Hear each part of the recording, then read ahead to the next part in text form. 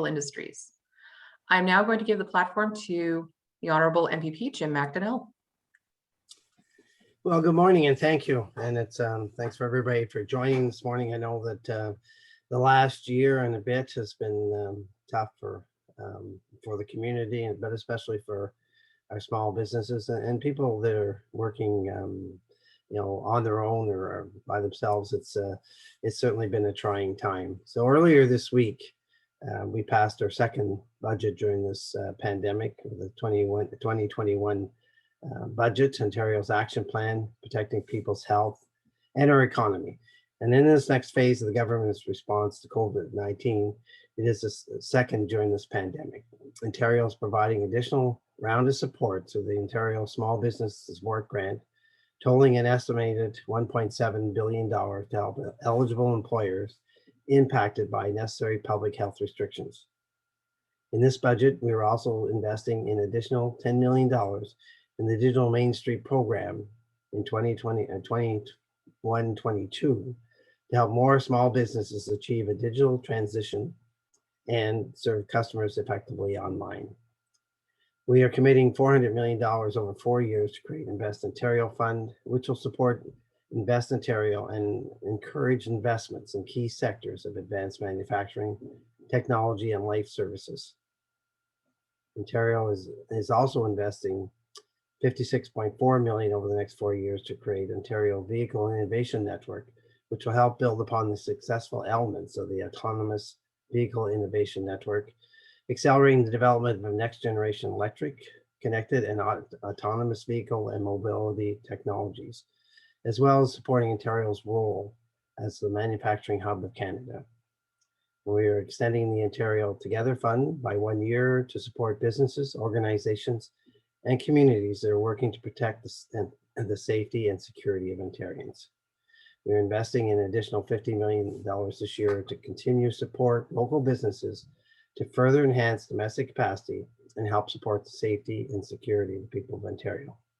The extension of this fund is a 2-year commitment of $100 million. And we're investing $1 million in 21-22 to support enhancements in the Ontario MAID program to reach more retailers and manufacturers and to encourage participation and to build awareness and recognition among customers or consumers of the Ontario MAID projects and products. These include increasing signage at retail stores, Made in Ontario pavilions at fall fairs, and community events when safe, and enhancing and leveraging digital marketing.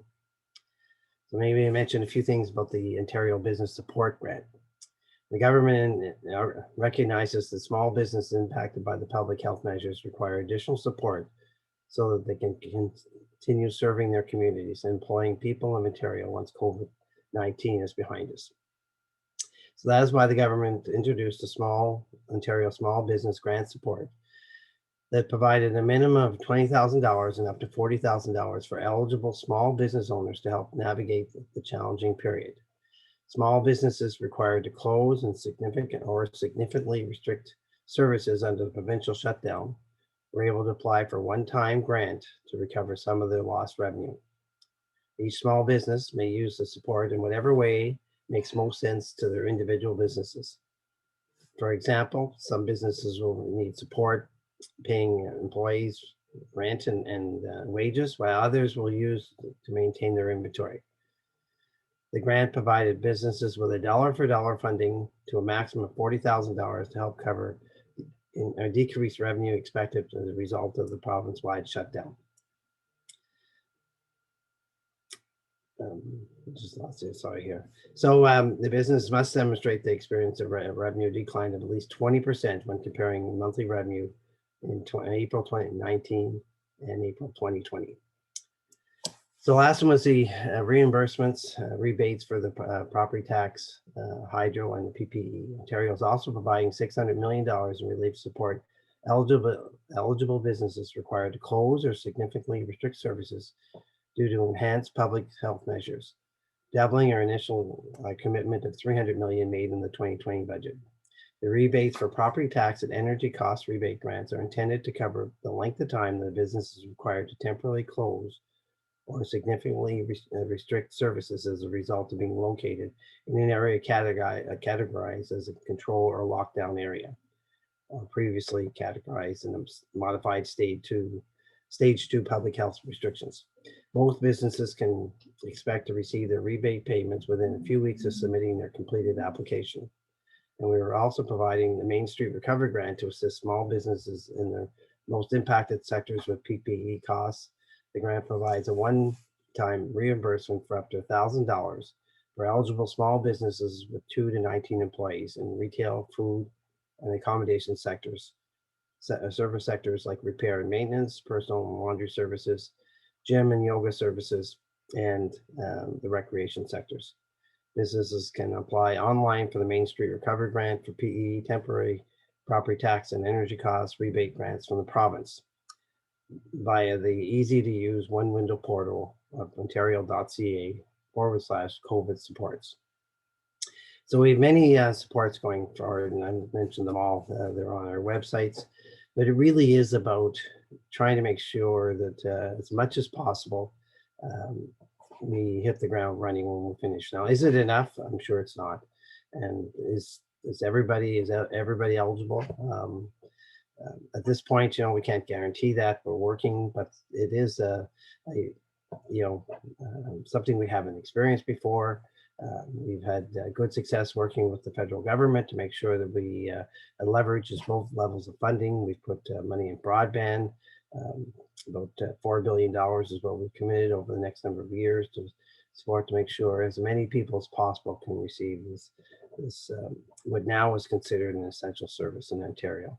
So lots to be done, lots more to be done. So I guess I'll turn it back to Candy, and we're here for the rest of the duration. Thank you so much, MPP. I'm going to now turn it over to Candy Pollard with the Cornwall Business and Enterprise Center so that Candy can go through a few of the programs. We are going to come back to the MPP McDonell a little later on this morning for a question period as well.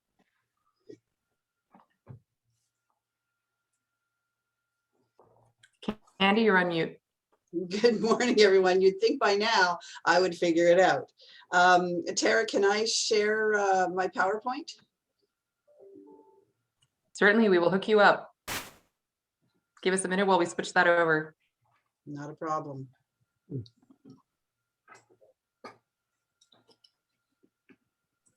Please proceed, Candy. Thank you.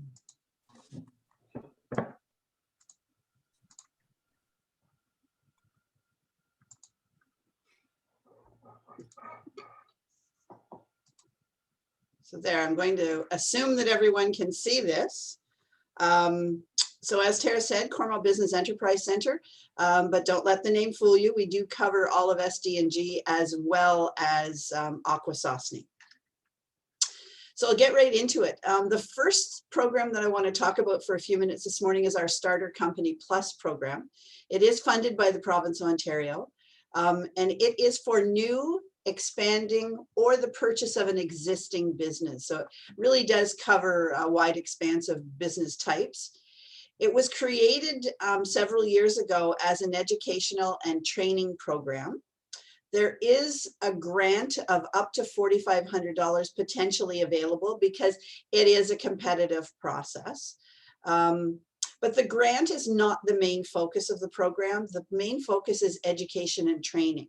So we do that through many, many webinars on everything from home-based business expenses, travel expenses, government regulations, taxes, business planning, financial forecasting, marketing. So I think in the next couple of months, we actually have about 12 webinars scheduled, and they are specific to any kind of business can use them. So it's really good training. And we do work one-on-one with our clients as well. The program does 2 intakes per year, one in the spring and one in the fall. So the spring one has already closed. And right now we have 40 applicants who are into that program. So it just shows that people are getting more and more enthusiastic and encouraged as we move forward and try to come out of COVID. The fall applications will be taken probably in the 3rd and 4th week of August, so that when September comes, we can actually move forward. We also have a new program that just opened in the last several months called Digital Consult. This is designed to assist businesses with their COVID recovery. So they have to have been in business prior to COVID hitting in March of 2020. The applicants are eligible to receive one-on-one consultation with an expert in various topics, such as finance, bookkeeping, legal, marketing.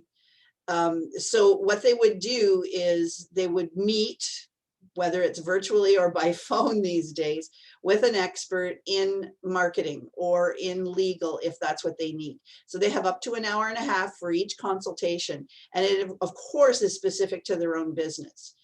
They can access up to a maximum of 3 consults per participant.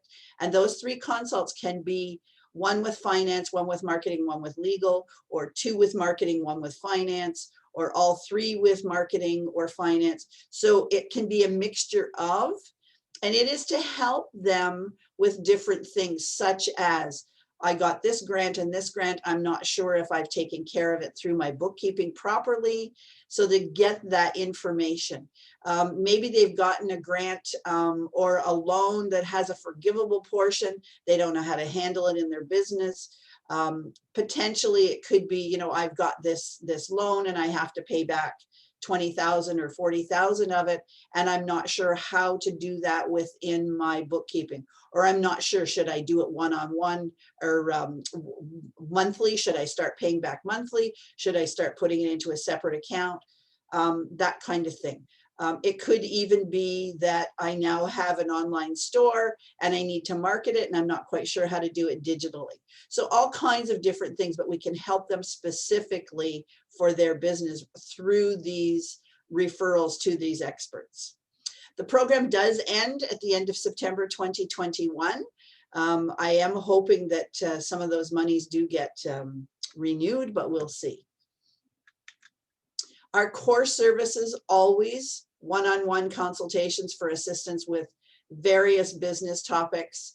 And we do work very closely with a lot of our clients on their marketing plans, their digital marketing, their business plan development. Government regulations is another big one. So those are the types of services that we can offer to help businesses as they open, as they grow, as they survive. So this is our contact information. And I will be able to provide this to Tara. And Tara, if you want to share it with attendees afterwards, then that's great for us. And that's basically what I wanted to do this morning.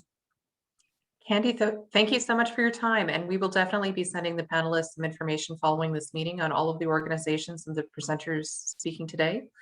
And if they have any follow-up questions, they can reach out directly to the panelists. They can also reach out to me at SDG counties or to their local municipalities and speak with their economic development officers. And we've got a number of agencies and a number of people who are happy to help figure out what needs to be done to help your business. Next up, I'm going to ask that Leslie Thompson prepare. Leslie has a slide deck as well, so we're going to have her sharing her screen. Todd, if you could set that up. Leslie, I will pass this on to you.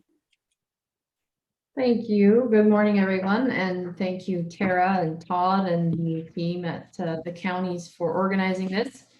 It's definitely a bit of a transition period where we have a fiscal year ending for most of us and a new one starting and a lot of programs ending and some that are not necessarily rolled out yet. So it's a good time to touch base with everyone to just let them know that there is still a lot going on that we can help them with and hopefully get ahead of some other opportunities that might be on the horizon.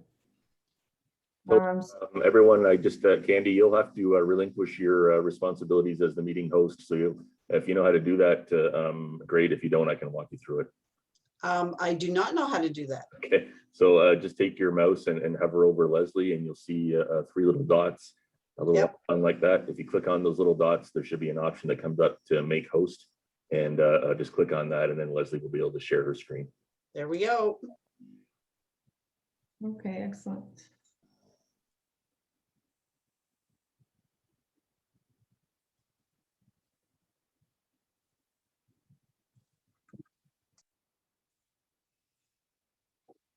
How's that? Does everyone see? Okay, so I'll give you a little bit of a programs update, but before I talk about programs, I don't want to take it for granted that everyone knows what the CFDC is. So I'll give a bit of an overview there, and I'll introduce myself. So my name is Leslie Thompson. I'm the Executive Director of the CFDC, which is a Community Futures Development Corporation. I have been the Executive Director for about 6 years. Prior to that, I was with the board for a little over a year. And prior to that, I was with the Business Development Bank of Canada. So always in kind of economic development, impact-based lending. Now, the community futures here in our region has been around for over 33 years. So we've been doing this for quite a while.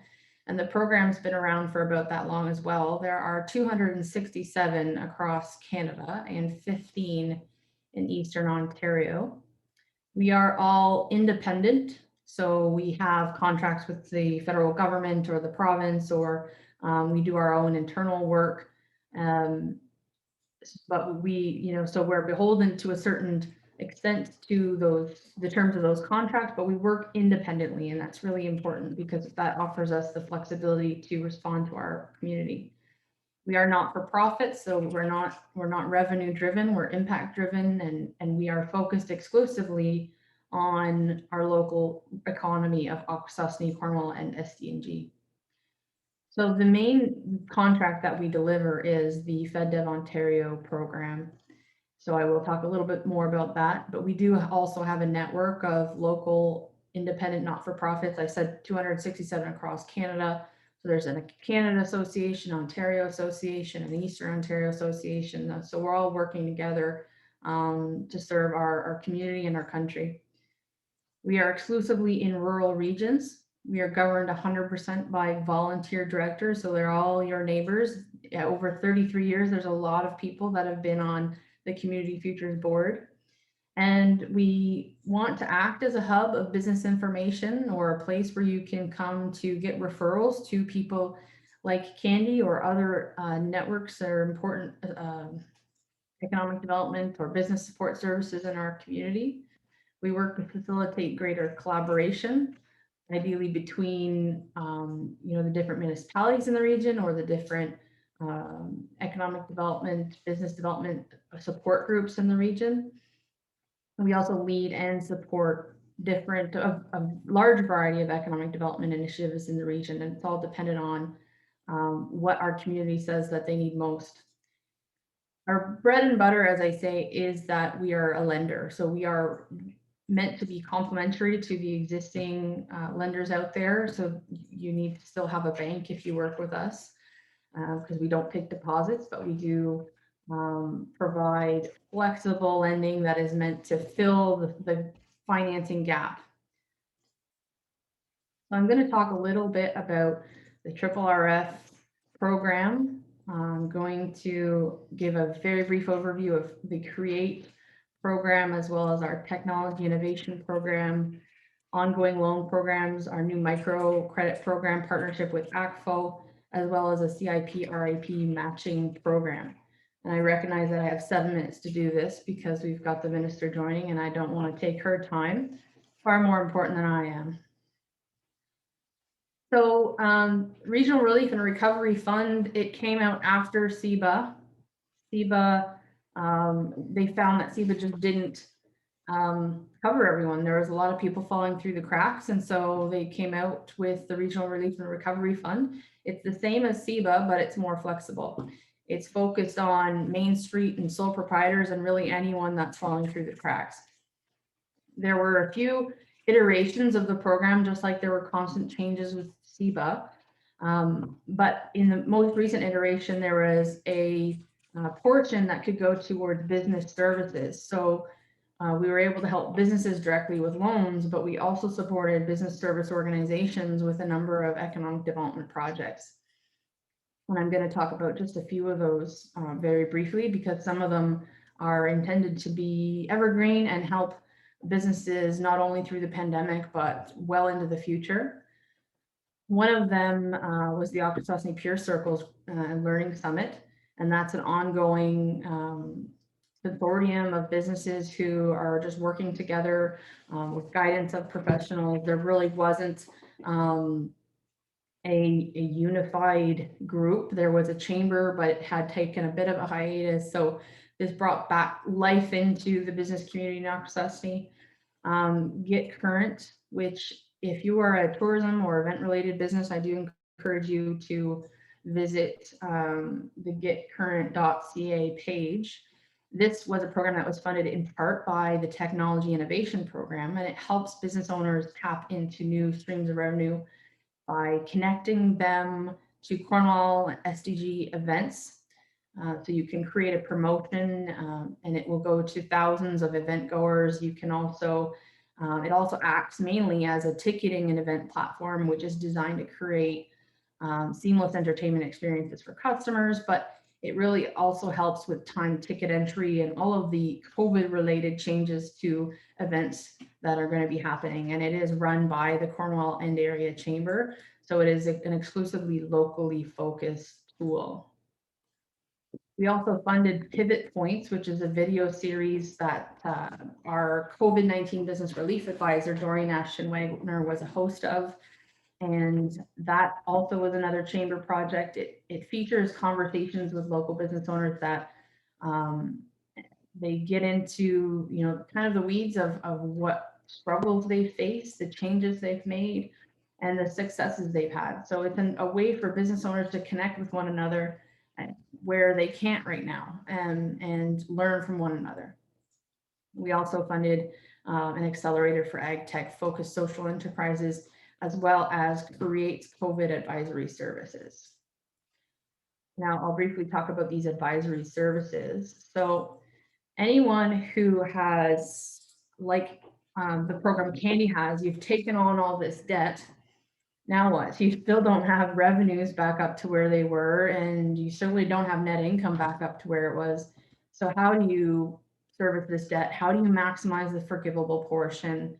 And also, how can you estimate your industry specifically and what that recovery looks like? Well, Create's designed a tool in partnership with Stegai Financial, and they are going to give access to a business plan software with cash flow forecasting. But it also helps, this program also helps you get pitch ready. So if you need equity investment, even if you're pitching to a bank, they can help you frame that conversation, build out the cash flow forecast in a way that's really digestible and usable to you, but attractive to someone who's looking at it from a financing standpoint. Our technology innovation program was a great success. We originally had hoped that we would get 15 clients through this program. We ended up with 45, and it was a $500,000 program that helped businesses with all manner of things. We worked with 8 really savvy technology and digital gurus in the region, and it allowed business owners to receive a high quality of service from creative professionals at half the cost. A lot of them did entirely new websites, brand strategy, implemented software systems, transition to cloud-based bookkeeping, you name it, we help them with it. Now, unfortunately, it's currently at capacity, but we are eagerly awaiting some news about additional funding. Nothing's guaranteed, but you know, we're going to keep trying to find sources of funding because this program was a huge success, and there's still a lot of demand for it. We do have an active wait list, so if you are interested, please do call us and we'll make sure to get you on there. Of course, we still have ongoing core programming. The CFDC can fund up to $400,000. We have the Community Futures kind of mainstream program, but we also have a community venture fund, which can supplement that program. And as I said, this is really focused on your success. It's not focused on us making, you know, we still have to ensure we're sustainable, but it's all about what impact is going to be to the community, to your business, to your family. And I see Minister Lisa MacLeod here on the screen, so I think I'll just jump over to my wrap-up screen. We do have a new microcredit program and a CIP and REP matching program, which are very low interest rates. So in the end, you know, if you look something like this, you can call us. You can reach out to our business relief advisor. We understand that the shutdowns and certainly anxiety, confusion, the frustration, we hear it all from business owners. You're definitely not alone. And if you want to speak to a real person, that's what we're here for. So I would encourage you to contact Doreen Ashton-Wagner or myself, and we can elaborate on some of these programs that I didn't get a chance to jump into, and anything else at all that you want to talk about. Leslie, thank you so much for that. It was a great presentation. And as I had mentioned earlier, we are going to be sending out all of the slide decks to the participants afterwards with the contact information for all of your local agencies who might be able to support your businesses. Right now, I would like to say hello and to the Honorable Lisa MacLeod, the Ontario Minister of Heritage, Sport, Tourism and Cultural Industries. Lisa, we are so happy to have you joining us today, and I will pass on the podium to you. Thank you so much, Tara, and thanks for everybody for joining in today and for including me. I'd also like to make a special recognition to my very good friend, Jim McDonell, one of my closest colleagues at Queen's Park. And of course, it was without hesitation when he asked me if I would join in today, that I would immediately say yes. As you know, as one of your neighboring MPPs, I'm very fond of the Stormont Dundas and South Glengarry, the complete area. And over this past summer, had the opportunity to visit with Jim over to Cornwall and to a few other locations. And as you know, the ministry I represent in the Heritage, Sport, Tourism and Culture Industries also has incredible assets in your community with respect to the St. Lawrence Parks Commission, which we continue to support. It's really important, I think, that we have a serious conversation with all of the business owners within the sectors that I represent. I would often say prior to COVID-19, we represent a spectacular double bottom line. On the one hand, you know, between our cultural institutions and our sport and recreation and our festivals and events, we have a spectacular social bottom line, which contributes to the cultural fabric of the province of Ontario. It reminds us why we love where we live, and it reminds visitors that come to Ontario why they love to join us over our summers or our winters because of that strong cultural fabric.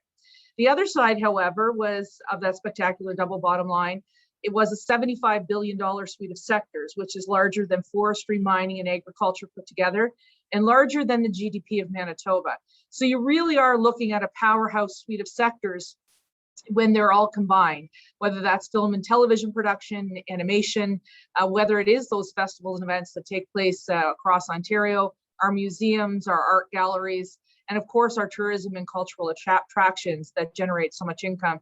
I often say we are the ultimate small business sector with many mom and pop shops across the province, dealing with whether that's restaurants or a local art gallery or a small cultural and tourism attraction. We also deal with some of the biggest brands in the world, you know, our NBA Toronto Raptors, or it's Air Canada, or it's some of the major hotel chains and resorts across Ontario. And then on the social side, we are also the largest not-for-profit and volunteer sector in the province, and we are responsible for the Order of Ontario, which is Ontario's most prestigious award, as well as the Volunteer Service Awards that go into every single community each and every year. And just on that note, I wanted to point out two things. First, the Ontario Trillium Foundation's Community Building Fund has had its deadline extended. That is a $105 million fund for tourism, culture, sport, and recreation. And again, that deadline has been increased, and that's for not-for-profits. And also our Volunteer Service Awards, as well as the Order of Ontario, has been extended to the end of this week, an extra month just in advance of COVID. So I really wanted to mention that. But as exciting as it all is, and the wonderful things that we represent, you know, we were hit first in this pandemic. We were hit hardest, and the sectors that I represent will take the longest to recover. That's because we've been hit by the triple threat. First and foremost, we are none of us would argue against the fact that we are in a very real public health crisis. Obviously, as a result of that, an economic crisis ensued. And finally, the social crisis that is going to take years for us to recover, particularly in my high-touch sectors that require lots of people to congregate and come together in order for our events, our business travelers, our international visitors to reconvene. We've done a number of things in the ministry over the past 14 months in order to engage our industry partners and our sectoral leaders, as well as other government officials. And we pivoted very quickly in making sure our entire allocation got out the door very quickly. So just because museums and galleries were shuttered, we continued to flow their funding. Likewise, we did the same thing with our public libraries, as well as with our special events. We transitioned the Celebrate Ontario Fund, which usually supports over 250 festivals and events across Ontario, into a Reconnect Fund. And we're able to support over 300 events during this past year to support either sunk and eligible costs for those events that were either postponed or canceled, or who transitioned into virtual or drive-in and drive-through events. So we were able to get about $20 million out the door to support that type of infrastructure for community building. As I said, we increased the Ontario Trillium Foundation's annual operating budget of $103 million with an additional $105 million. And we increased the Ontario Arts Council's budget from $60 million to an additional $25 million last year and an additional $10 million this year. So we continue to support our artists and our core and iconic cultural institutions.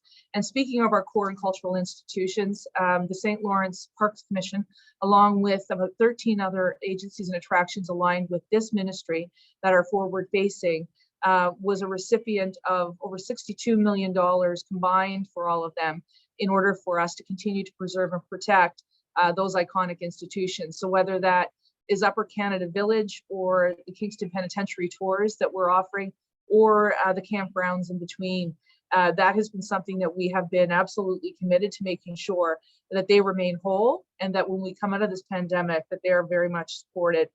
Now, as you all know, the government has had some small business grants. We doubled them in this last budget that just passed this week, so that money will start to flow. We've also invested $100 million into tourism small business grants. We'll be releasing more details later, and I'll be having a briefing actually right after this on how we can get that money to flow as soon as possible. My ministry is also going to be coming out with $100 million in tourism and economic development recovery funding, and those details are still being worked out, but we want to make sure that we have a refined product post-COVID-19 so that we are in a position to get people traveling again. There's a few other buckets of money that you may not be aware of yet, but I think are going to be absolutely critical in our social recovery. So those multicultural communities, as well as religious institutions, we have set aside $50 million in the ministry in order to get them to safely re-enter and reopen. We've got over $200 million between my ministry and the Ministry of Infrastructure for cultural and recreation funding. So that those details will be ironed out fairly shortly. As you can appreciate, the budget only passed 2 days ago, but this is where we're at. We've put $13 million into agritourism to support our craft wineries and grape growers. $10 million again into the Arts Council, $15 million for our regional tourism organizations. We are making sure our provincial parks are free from Monday to Thursday. And then one of the things I'm actually very excited about that's in a different ministry, but I think is going to support my sectors, is the $260 million training tax credit through the Ministry of Labor. So all said, I believe that my sectors will be the beneficiary of over $1 billion worth of spending from this budget, and making sure that they have that opportunity is going to be absolutely critical.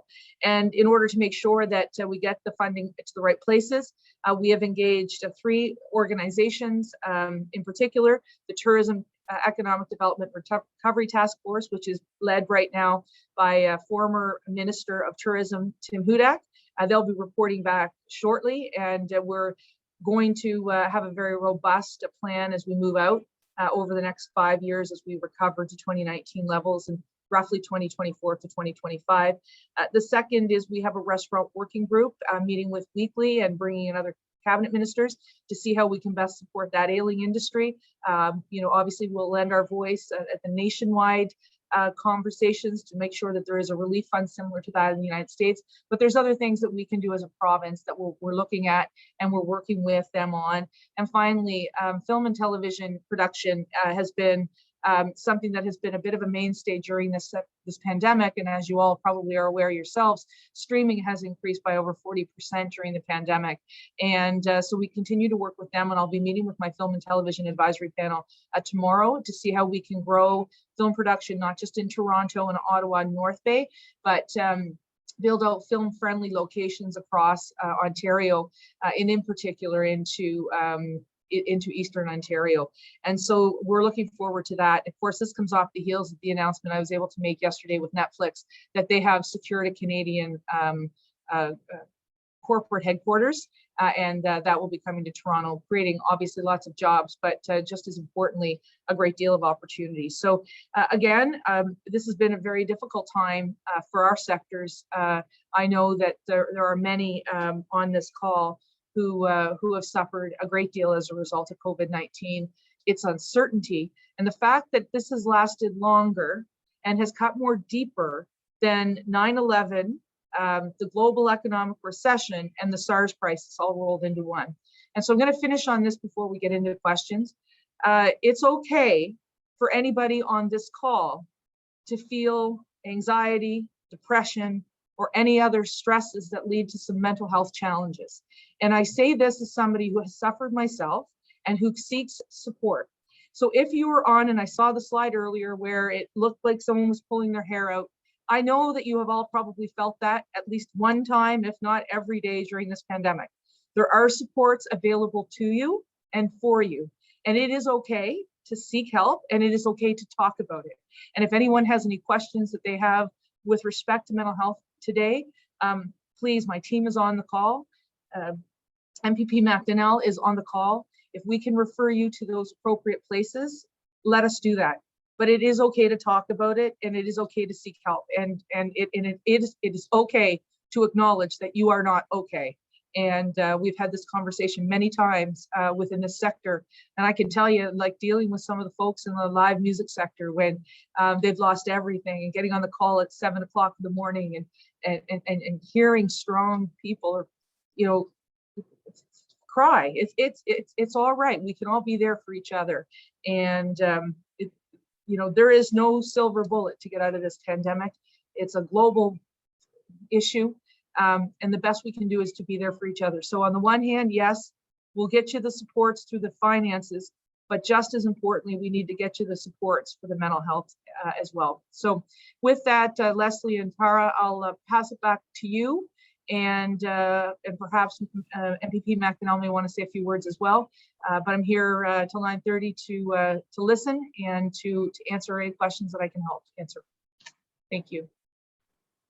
Minister MacLeod, thank you so much for your words. And you're right, mental health has been an issue that we're facing across the board, and we'll make sure that we send out some of the contact information for the local resources to everybody who's registered today.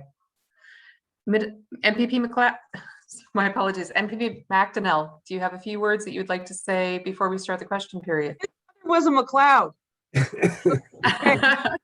He loves being called MPP MacLeod. Yeah, my mother was a MacLeod, so we try to hide that.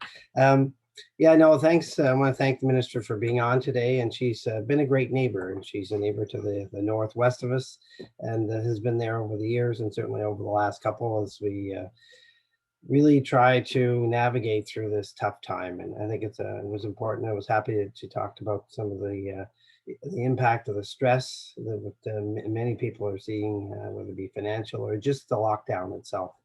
It's been hard on many people, and there are resources to help everybody through that, because we realize this is not business as usual. It's not life as usual, but the light is at the end of the tunnel, as they say, and we're getting close. Let's just get back and make sure that our businesses, and especially in Mr. MacLeod's jurisdiction, the not-for-profits, or hotels, are most capable of getting back, because it will be a slow transition.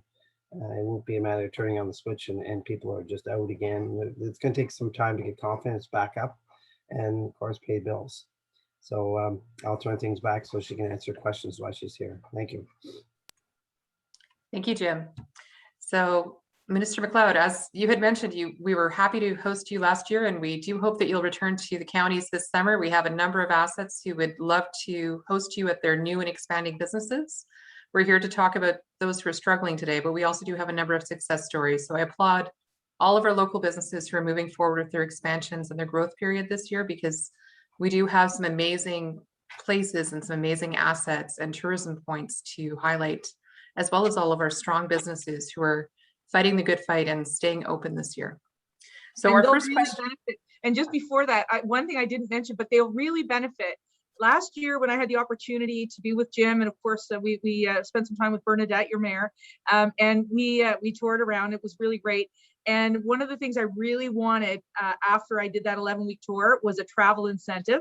So we're unveiling, when it's safe to do so, $150 million tax credit. It'll be a 20% tax credit for travel across Ontario. And so we'll unveil it when we're allowed to travel again. But I think that is going to be a really good incentive to get to people touring into your community. That's incredible news, and we look forward to more detail. Our first question today towards Minister MacLeod comes from Barbara Ann. She's with the Stormont Fair. We've had a few questions related to agricultural fairs, as our region is very heavy in agriculture. Barbara Ann has asked, at what point consideration might be given for groups of 1,000 to 5,000 people to gather for some of these agricultural fairs in some manner or another? So this could include the drive-ins, it could include hybrid versions of virtual and in-person fairs. Yeah, Tara, thank you very much. And Barbara Ann, thank you for that question. We work weekly. I'm on the Jobs and Recovery Committee of Cabinet. I have about 24 of the 30 sectors that have been shuttered through this ministry. And we are working diligently with the Ontario Ministry of Agriculture and Rural Affairs. So Minister Hardeman and I are looking at this. So we have done a lot of work on the festival and event side. We're looking obviously at some of the practices that are occurring elsewhere in the world with rapid antigen testing. What does that look like? Minister Hardeman does have some money for the agricultural fairs. We also have some money for through the Reconnect Festival and Event Program. I can say at the moment, it is going to be nearly impossible to tell you when we're going to be able to flick that switch, because it really does, it is contingent upon getting vaccines into people's arms, and then providing a framework, if you will. And my hope is we get closer to a framework where you'll have a good indication of what is the caseload, how many people are vaccinated, what are the protocols in place in terms of sanitation, rapid testing, that type of thing, and then layered on with the ability to continue to social distance.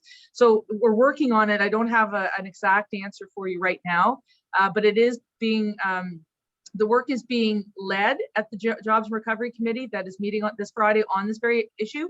And it's being guided by the Chief Medical Officer of Health. So my suggestion to anybody at the moment is to start looking at the drive-in, drive-through hybrid virtual model that's turned out to be quite successful this past summer. And I have a number of agricultural fairs in my old riding. I used to have the Metcalfe Fair, the Richmond Fair, and the Gloucester Fair, which is now the Capital Fair. And I don't anymore just in the Nepean riding, but certainly we want to make sure that they thrive. Some of these fairs have been going on for over 100 years, you know, and we want to make sure that post-pandemic they're around for another 100. Thank you very much. Our next question comes from Ron Curry with the Russell Manor, and he's specifically asking what supports might be coming to support bed and breakfasts. Yeah, great question. Had the opportunity to visit a few of them last summer, and obviously, although you weren't mandated to close, I can tell you, just looking at Ottawa and Toronto's municipal accommodation tax and the steep decrease there, you know, it's really been very tough on all of you. So that's why our government is going to introduce, or we have introduced, the new Ontario Small Business Support Grant. It's estimated about $100 million in one-time payments of anywhere between $10,000 to $20,000 to eligible businesses. And some of those businesses would include hotels and motels. So I think you qualify there. I know that there's a number of people asking for travel agencies to be included. They are as well. Amusement and water parks, hunting and fishing camps, recreation and vacation camps. For example, children's overnight camps, they have suffered as well. So the application details, as I said, will be available hopefully within the week.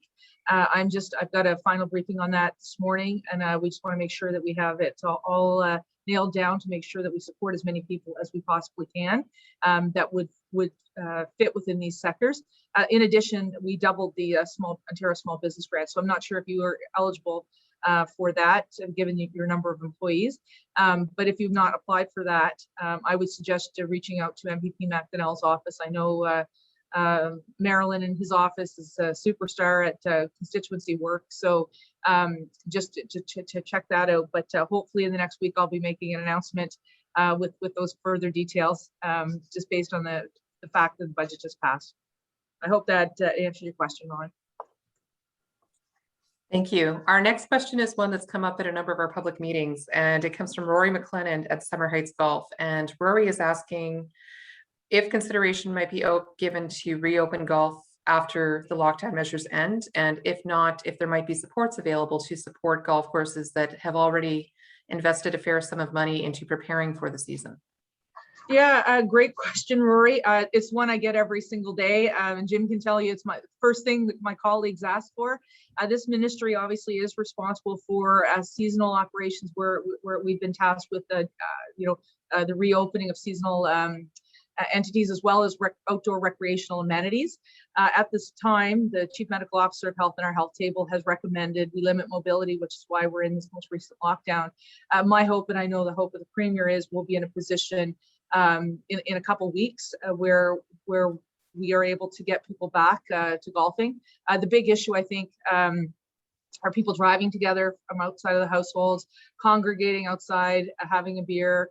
Some of the things that the not golfing with people from your household. So there were a whole number of issues, particularly as we deal with these variants of concern, the new strains that have come in from India, Brazil, and the United Kingdom. So again, my hope is in the next couple of weeks, as we start to see case counts go down and the number of people being vaccinated go up, that we'll be in a better position. And I know golf is really important for people's physical and mental well-being, as you know, are the trails and people going out on a boat. So we are looking at that with respect to supports.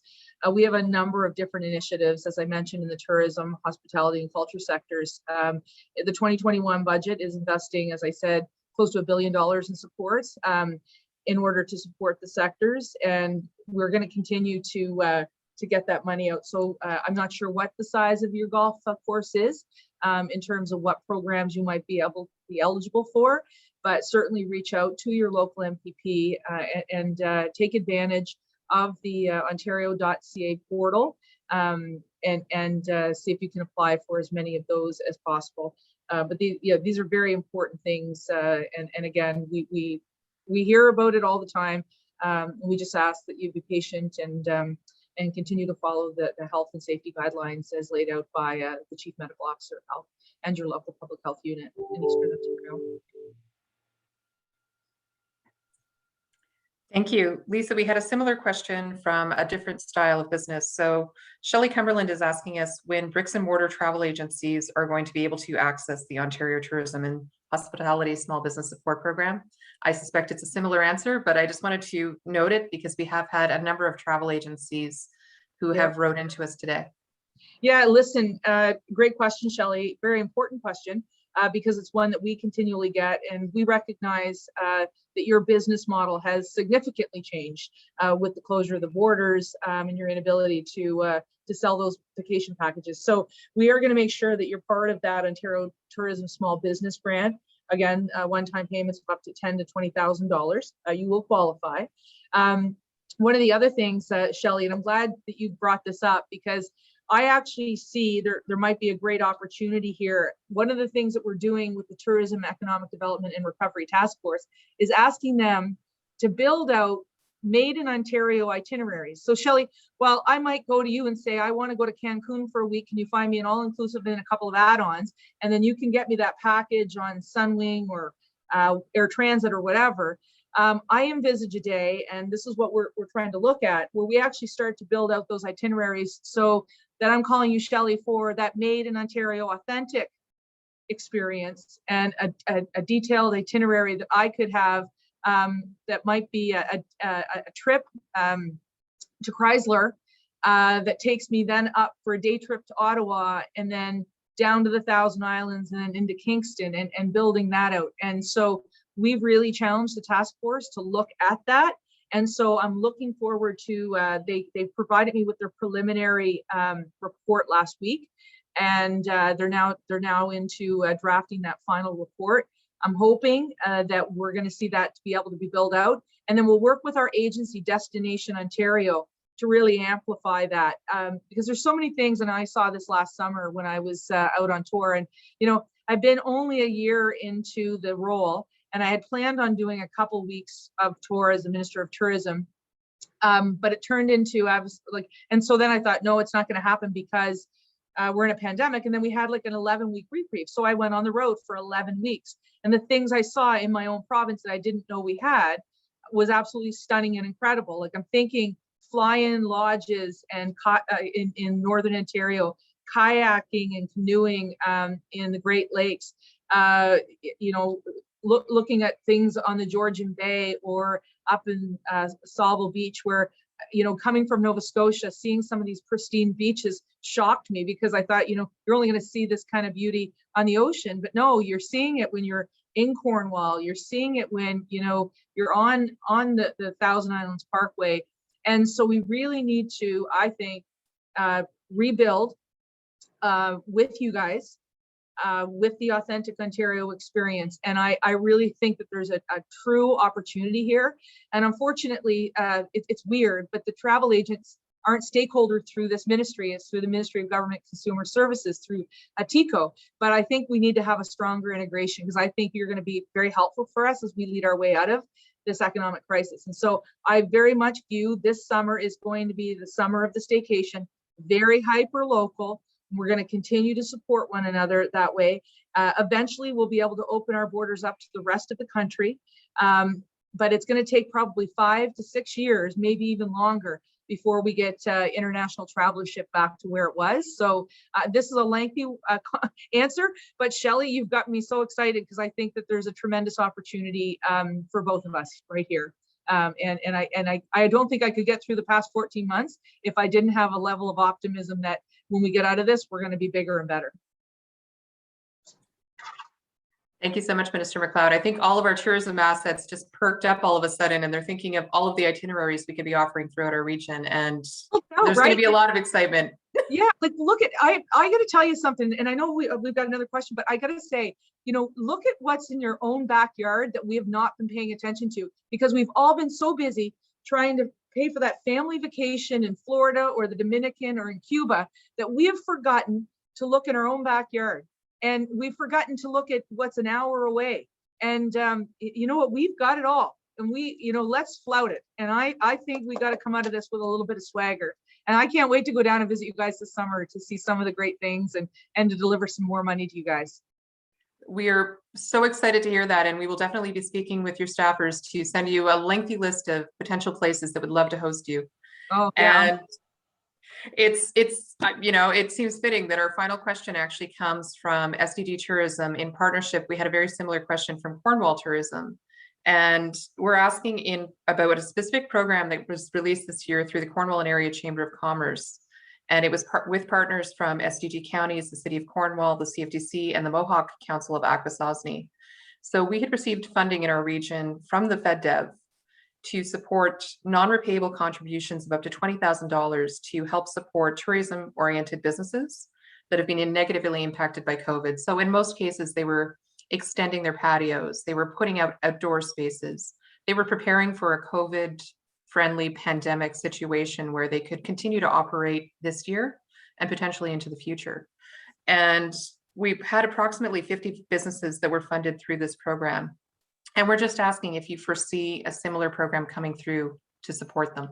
Yeah, look, I think we've outlined a couple of supports specific to my sectors, also the retraining. So again, about $1 billion that we have for people to access. The federal government just came out, they've announced their budget, so they're still going through that process to get that passed, but there are significant supports there. One of the things I'm really excited about is working with the federal government. Destination Canada was given an increase to its budget by $100 million.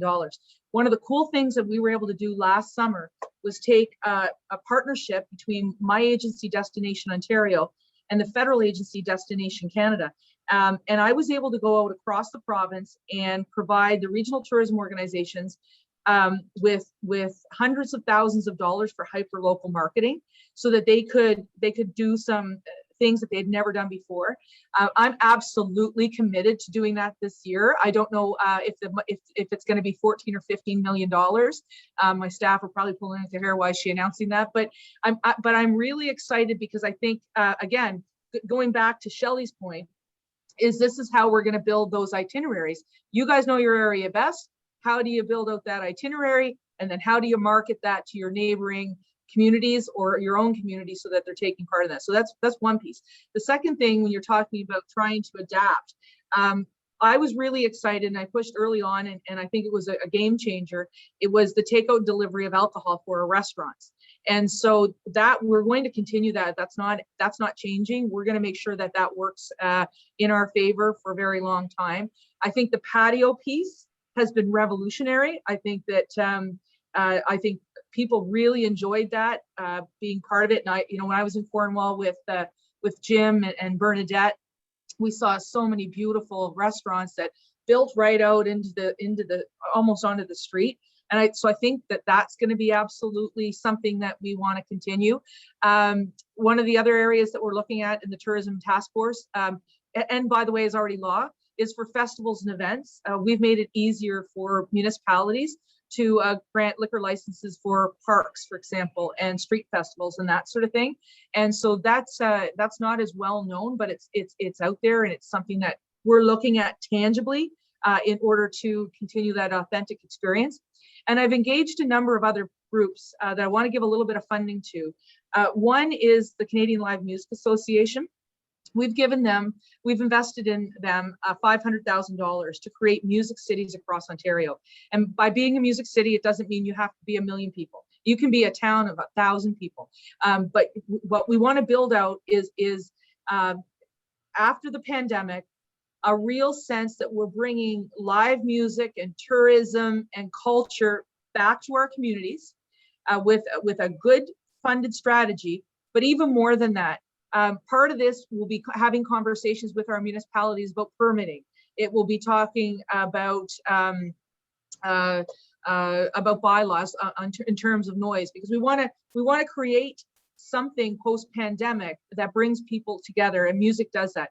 The other area that I'm absolutely thrilled about is the craft and culinary side of tourism that I think will emerge. And this is important for a largely agricultural area like yours outside of Cornwall, where you have a lot of food producers. You're talking about a lot of your agricultural fairs, right, earlier on. One of the areas I'd like to build out, and I've engaged the Ontario Tourism Culinary Alliance with the craft beer, the craft wine, the grape growers, and the craft distillers, and ask them to come up with a plan where we're not just talking about feast on and encouraging people to have farm to plate in the restaurants, but also encouraging that type of tourism. And, where can you get the freshest loaf of bread? Well, it's at Upper Canada Village, or it's at Watson's Mill in Manotick, right? And how do we take people on that culinary tour across Ontario? We're all seeing it happen in Italy. We're seeing it happen in France. I'm telling you, it can happen here. And so that's where I think we want to build out again. I am absolutely committed to making sure that post-COVID-19, that our Ontario tourism, culture, sport, and heritage products are better than when we went into this crisis. Thank you so much, Lisa. Those are all exciting announcements, and we're very excited to be part of that, and very appreciative of the support that's come through to do our DMOs to help support our tourism assets. I know that one of the things that I've noticed as an economic development officer in our own communities is that some of these changes have been such welcome changes that I think people are not going to want to give up their extended patios and their main streets that are suddenly overflowing with people. They might be sitting farther apart, but they've taken back main streets, they've taken back parks, they've taken back conservation authority trails, and realized, I think, a lot of the green space and a lot of these opportunities that were there before the pandemic, but that suddenly became so much more relevant and so much more precious to them as other opportunities waned. So Tara, I'm just going to say this, and with everybody on the line, I think we've got over 50 people. I often, when I hear a great line, I steal it, but I do it with attribution. And so I've always been thinking about what do we do? Main Street is obviously important, but I like the take back Main Street. So if you hear that in a speech of mine in the future, you can say I stole it from you, and I'll give you the attribution as well, Tara. Thank you so much, Lisa, and please do use it. And we appreciate the support of our main streets, and we get that the measures that your ministry is making and that all of our hardworking and government officials are doing right now is making a difference in our communities. And despite the fact that we can't see as many of the people in our community, I think that there has been a lot of community growth this year, as we realize that the people in our lives are so important, especially when ironically, when we can't actually see them. So thank you so much for your time today and for all of these amazing announcements. All right, thanks so much, everyone, and I look forward to seeing you. Let's say we're going to be there in July. Let's hope for that, okay? We thank you very much for coming in, and it's always great to see your enthusiasm, because I think it really belongs in this tourism and cultural sector. You know, you've always been involved through the 10 years that I've known you. And, you know, it's only good news. We've made some changes that now are becoming permanent, like the patios. So we've come a long way, and we're going to keep that going forward. And we will make Ontario the tourist capital of the world. We have those opportunities, and we have the great resources to do that. So thanks again. All right. Thanks, Jimmy Jam. We'll see you later. Thank you. So everybody who's on the call today, our session is not over yet. So we were very honored to have the Honorable Lisa MacLeod joining us today, but we are still joining you for some follow-up questions. We had directed all of the initial questions to the minister, as her time was a little bit shorter with us today. We're happy to say that our other panelists have agreed to stay on longer, and we have a lengthy list of questions directed towards them. I'm going to start with one that is actually aimed towards MPP McDonell. This one comes from Bill Barkley. And Bill is the owner of a garden center and orchard who made it through the first and second waves of the pandemic with a great deal of difficulty. He's saying that the third wave has been a real struggle for his business, and that they missed out on the first support for Ontario's small business grants, which closed its applications on April 7th. His question, and it's come to us from a couple of other businesses as well, is if you missed that deadline for the Ontario Small Business Support Grants, is there any likelihood that this intake period might open up again? And are there any other forms of support that they could be looking for?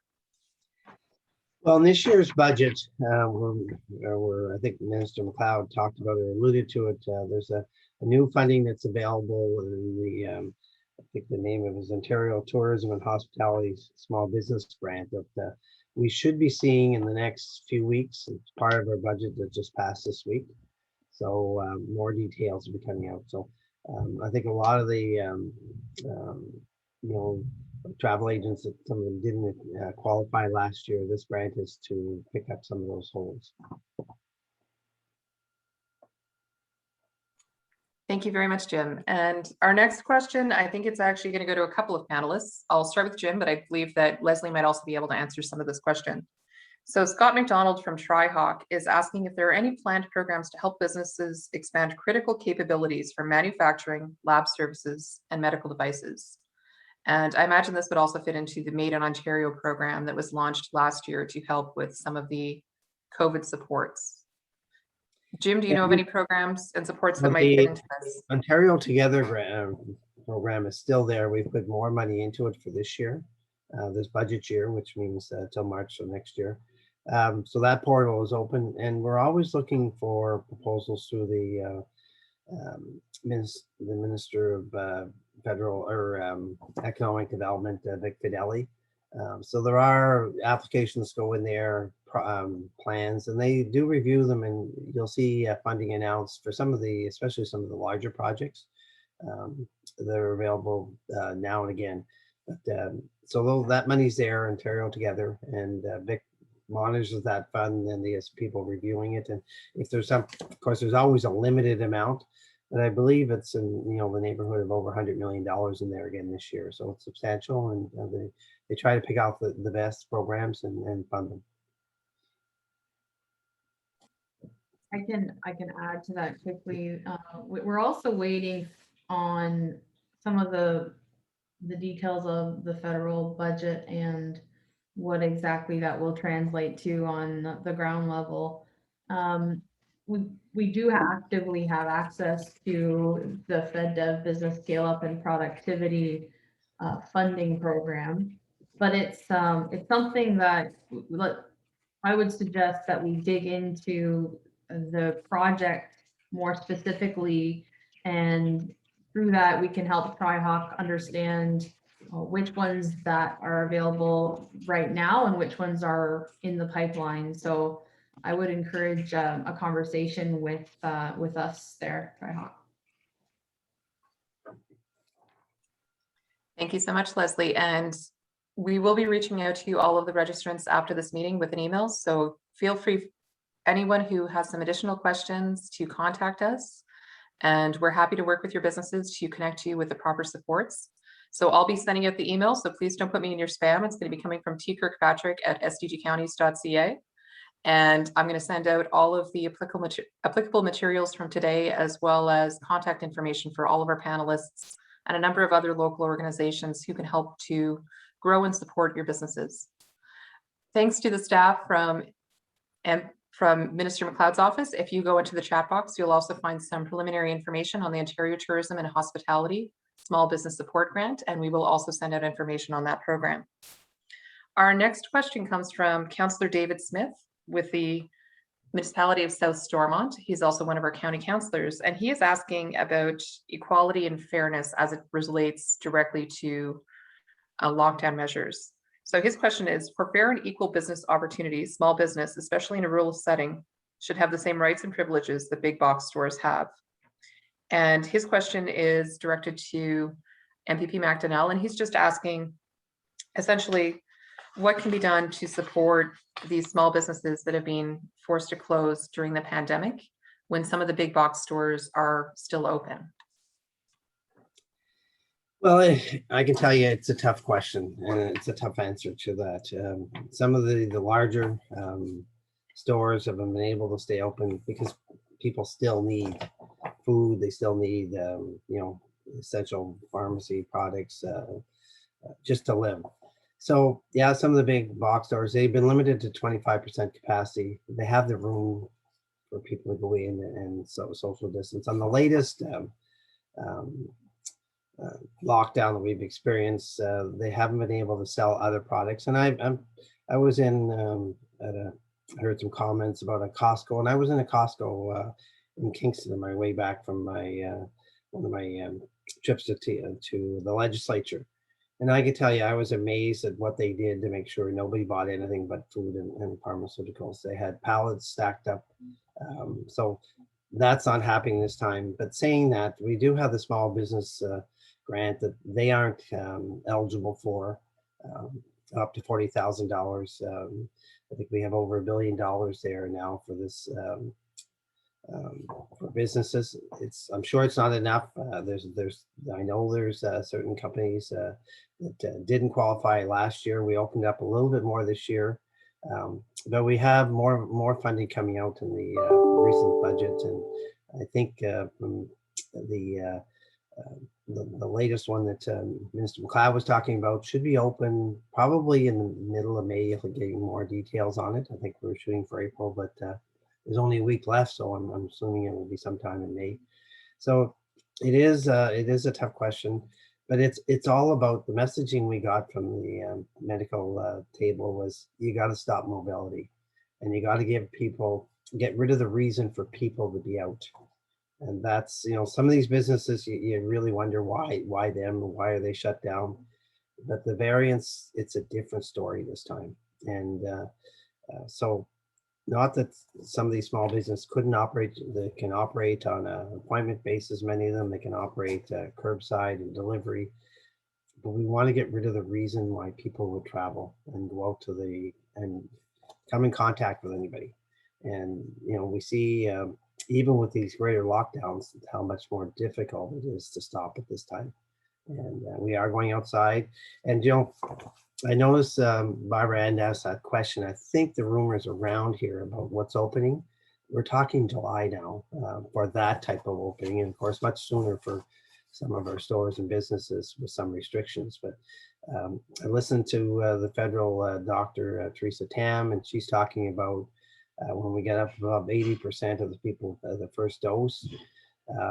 So if you add 2 weeks to that, the period after it takes, we're talking, having 80% of our riding or our area done by the end of May, which would mean, we're starting to, move towards a more open meeting type scenario in the towards at least the end of June. So that's good news. And the understanding is that the vaccines are starting to increase starting next week or the week after, doubling and then quadrupling by the last 2 weeks of May. And so it's not something we're really counting on for sure, but it's that optimism that's there. And it may be a week later, but it's certainly on that close. And without those extra numbers, we still think we'll be done by the end of May on the first dose. So that's good news. So I wish they had come out with, the framework they're working on, but I guess there's that idea. You don't want to put the framework out there until we're close enough to start opening up. But my word is I hate to see these festivals closed down because they're very hard to start up. Keep them down, but we're looking at numbers, certainly in the 1,000 or something if these vaccines go through, which unless something happens, and of course we all hear the international stage, the companies or the countries that are in dire trouble looking for vaccines, but if we still get what we're supposed to get, it should be a good news story this summer, I'm hoping.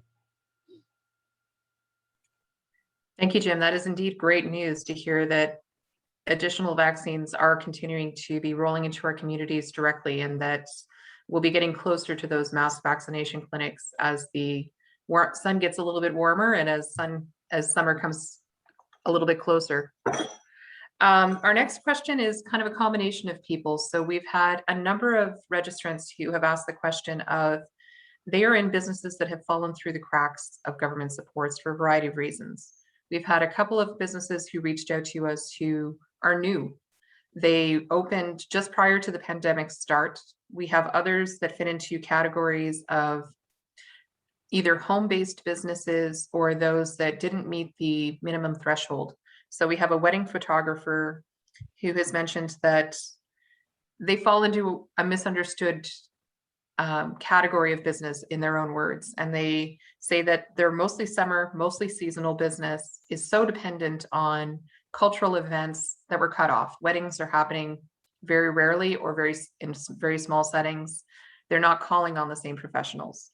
We have a young gym owner who launched about a month before the pandemic started, and she had a great business plan. She had a great location. Everything was going well.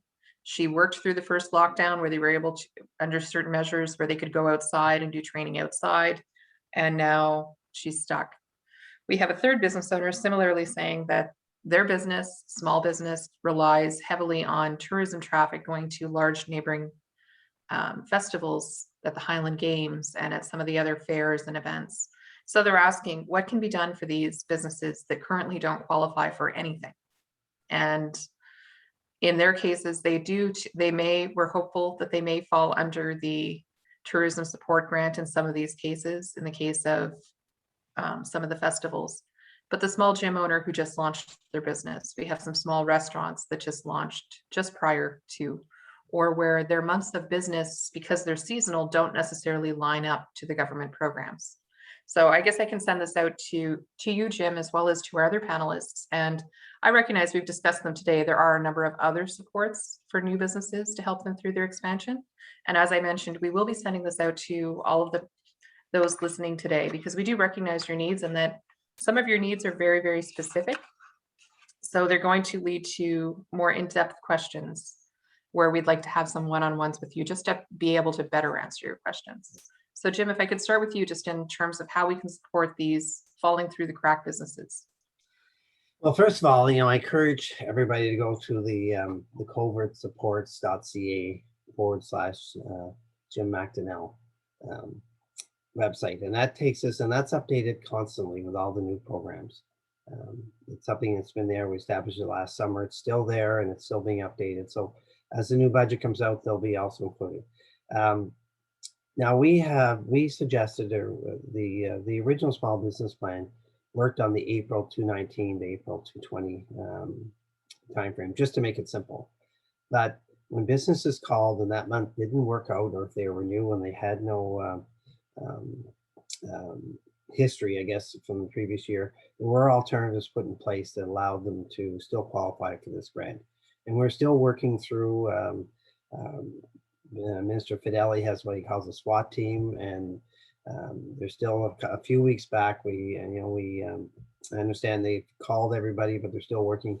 They're working with the ministry to see some of the questions weren't answered or some of the rejections. They've reviewed them. Some of them aren't eligible, as simple as that, but many are, and some misunderstanding or wrong information went in and it was kicked up by the computer when you start. So we're still dealing with those, and there's quite a list. And when I talked to him last, he was talking about give them a couple of weeks before, because there's every riding in the province has some of these, so there is a large number they're looking at, and there was a deadline to get those applications in. They're still reviewing them. We have given, we talked about the electricity rebates we've given. If you've been shut down, there are rebates are there, and they're still open as far as property taxes for small businesses. Gyms, I believe the small business grant would apply there, different dates. There are some, especially the small, like the photographer. I'm not sure we have anything yet for that, but I'm hopeful in the new upcoming grant that's coming out, because the intent of this new grant that Minister MacLeod talked about was to get some of the areas that didn't qualify before. And realizing that the small business grant was put out in a hurry, put out to make it very simple, very, top level.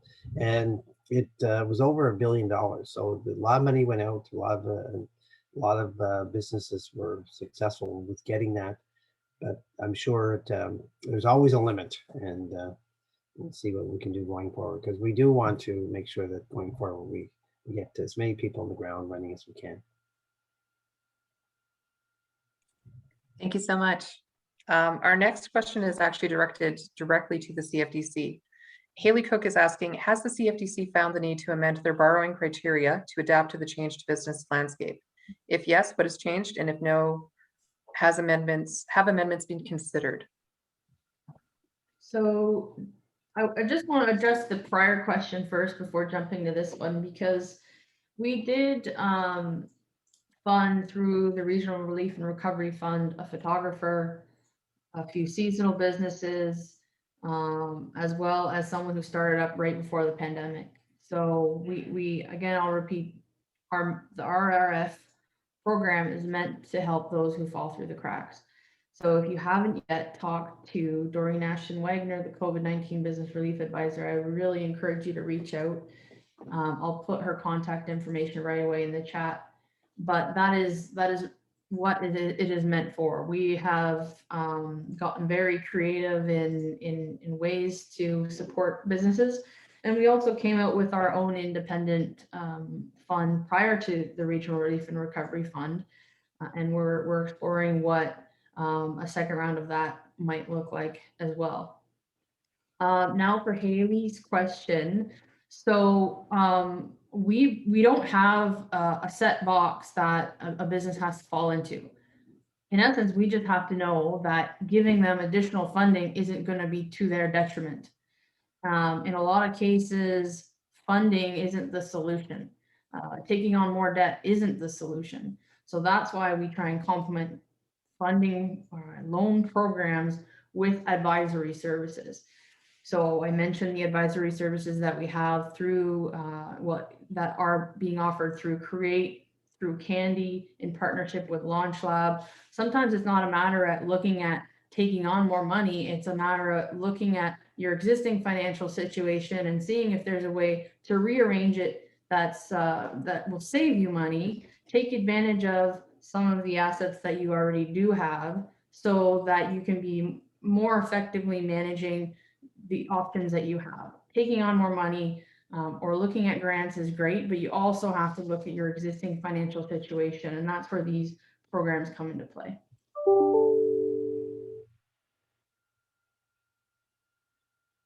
And I can just add something quickly, and I know that a lot of the issues we have are finding out a lot about these programs, and that's one thing with the CFTC and the Cornwall Business.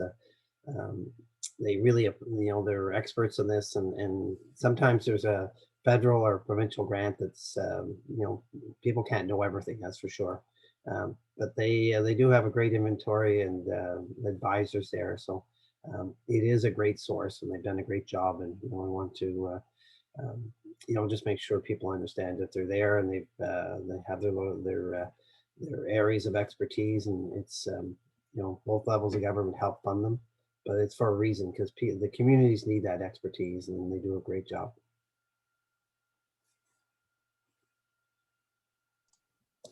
If I could just add something to this. All of our agencies are connected to each other in some way, shape, or form. We all refer people back and forth to each other's agencies, to Jim's office, to economic development offices. So reach out to one of us. And if we can't help you, we usually can refer you to another agency that can help you. Because we're so connected, we talk on a fairly regular basis, and we're fairly well aware of the different programs we each have.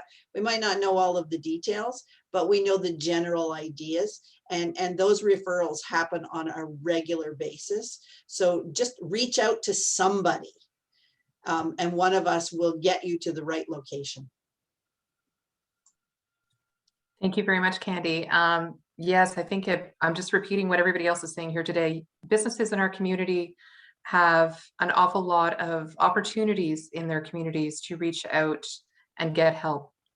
Every municipality, regardless of your location, has an economic development liaison or an economic development officer who can help work with you to grow your business, to introduce you, as our panelists have said today, to all of the other agencies and people and grant programs and loan programs and just referral programs. It's not always about money. Sometimes it's about just sitting down with somebody and talking about your business and what it needs, and having that mentorship and that coaching.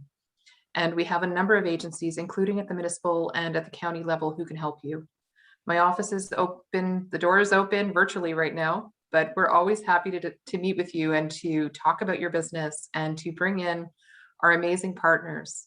If you're having an issue with one of your grants, sometimes we're going to send you right back to the grant person, and we're going to try and find you a person, not necessarily a computer program.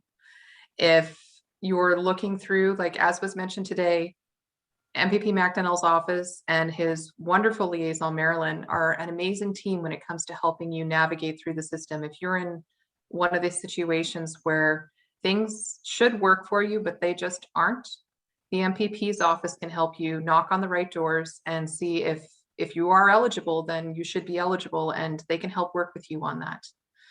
Candy and her team, Candy and Adam, they're great mentorship as well, and they're going to work with you on starting your business, growing your business, selling your business, as will Leslie and her team. And we're all here to support you today.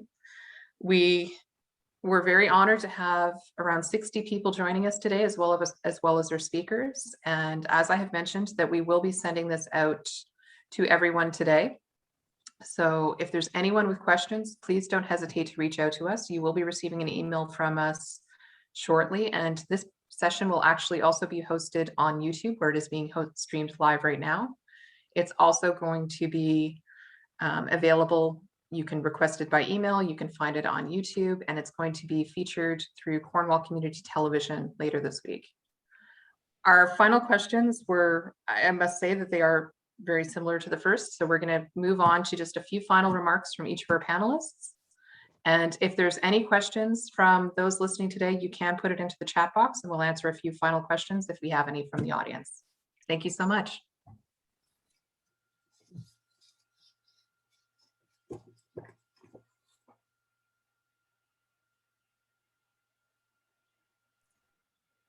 Who's up next? MPP, yeah. Oh, okay, thank you. Just the final words to say, reach out to our office. And I know over the years, we often point people to over to Leslie or Candy's offices because we know that the expertise they have. But the small business grant's a great example where we have a team within the minister's office, not the government side, but then looking at some of them, and they've run into everything from contact numbers that weren't in service, just different things that were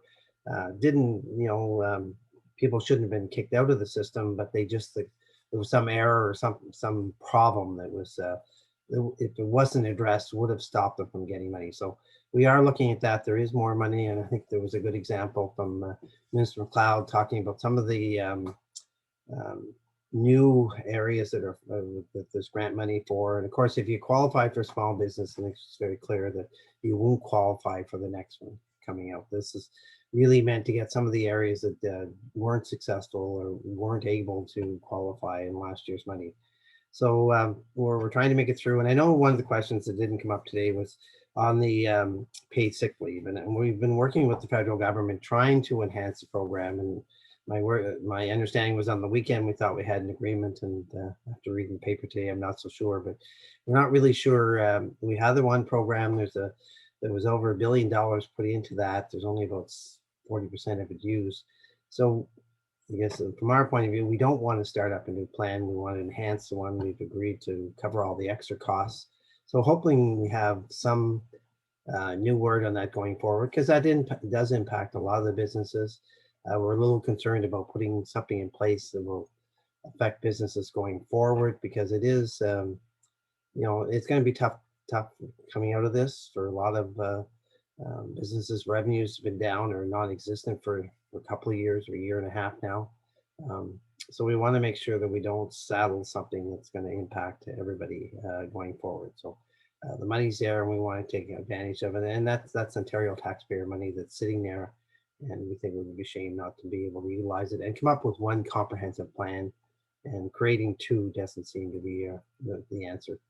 So going forward, your feedback to our office is important, because we do provide areas where we're not helped. And I think travel agency is one good example there. It didn't qualify last year, but we see this year they will be, hopefully going forward. But there will always be some targeted grants will not apply and will not fix everything. So it's going to be a work in progress as we go through. There is a lot of different avenues or not-for-profits that we encourage people to go to the Ontario Training Fund. We've added an extra $105 million there to get these not-for-profits going. We're worried that many of them have already canceled functions for this year. So we're talking, getting through this year to be back next year strong and ready to go again. So apply. And, I see some complaints about, you hear some people say, well, this group always gets money, but if you don't apply, you can't get the funding. I think that's the message. And so try, and they're a lot more flexible than there is a lot more money, many times more money in some of these programs than was ever there before. And it's intended to make sure that we get through this as best as possible. And hopefully this is a 1 in 100 year event, and we'll worry about it. The next generations will have to worry about it. So anyway, thanks very much. And thanks, Tara, for hosting this. I think it was a great event, and we're available. Our office is there through Marilyn, Marcel, Greg, and Al in our office. We're working virtually for the most part, but we're there, and there's been a huge increase in mail. I go through a lot of correspondence trying to keep up, but up till this week and back, and even this week and back and forth to Toronto. So it does take up a lot of your time. So anyway, thank you again. Thank you, Jim. It was a pleasure having you join us today, and we greatly appreciate your time for this Q&A. I'm going to leave it next to Candy Pollard for a few words. Yeah, to reiterate a little bit of what Jim said is the applications are, some of them are a little bit more complicated than others, yes, but for the most part, they've been fairly simple. I try to go through all applications and kind of get right through it to see what it's all about. So if somebody does have issues with an application, reach out to us. We're happy to help you and give you what our experience has been in terms of filling out that application. Sometimes we can hold your hand and walk you through it. So whatever your needs are, please reach out to us. We will help, or we will find someone who can help you. I myself, like I said, I have my small business that I've had for 30 years and we're suffering, yes. But don't sit back and wait for it to come to you. You have to go out and try to find the things that are going to help you. So give us a call. We'll be happy to talk to you and go through whatever options we're aware of that you could take advantage of. And then we'll help you through those options. I guess that's me now. So I just want to finish by explaining that we're managing on what we call a cheat sheet internally, 23 pages of different government programming and supports, and it's constantly changing, constantly evolving. I don't think anyone really expects business owners amidst all of the things that they're dealing with right now to manage that. But we will help you. It's difficult to say on a webinar like this where you should go. But if you get on the phone and call one of us, we will speak through this 23 pages of different programming and figure out which one is best for you. And as Candy said, just like Candy, we will walk you through, hold your hand through the application process, sometimes troubleshoot if necessary, if there's something weird that's going on. So the bottom line, the moral of the story is reach out to one of us, and we will absolutely help you find something. No one should be falling through the cracks. There are businesses that sometimes the best thing to do is to go on hold, and that's a tough decision, but you don't have to make that alone. Let's make that together with looking at all of the options first. So that's kind of my parting words, just to really encourage people to reach out to us, and that's what we're here for. That's what we want to do, help you. And thank you again, Tara, and the team at Economic Development, and Jim and Candy for involving me in the presentation. And hopefully we only have a few months left of this. Thank you very much, Leslie, and thank you, everyone. And I think that, as has been said, one of the messages we wanted our businesses to know this morning is that there are a team of people here working for you, and we are happy to work with your businesses, and we won't always have the answers, but we work in a team and we will find somebody who might have the answers for you. And that team does include your municipalities. It does include the counties. One of the things I like to tell to young businesses when I speak to them is that we are your ambassadors and we are going to work as your concierge. And your municipality isn't always the place where you're going to find the grant or the loan or the information you need, but we are information ambassadors, and we will find it for you, and we will help you make these connections. And everyone on the call today is going to work similarly hard to help grow your business and help your business survive right now, which is what so many of our businesses are just trying to do, is just to stay afloat and make it through this period until some sense of normalcy returns. So as I have mentioned, you can reach out to me directly at tkirkpatrick@sdgcounties.ca. I'm going to be sending you contact information for all of our panelists and the organizations that they represent. And if there are any follow-up questions, this Q&A is a one-day session, but we are here to stay. So please continue to forward your questions and we will work with you and try to make sure that you get the answers that you need. So thank you everyone for joining in. And I think we're going to leave it out at this point in time. And I look forward to you hosting another one of these sessions in a couple of months as this rapidly changing situation evolves. And I hope that I can call on you to come back and join us for a similar opportunity. Have a great morning, everyone. Thank you.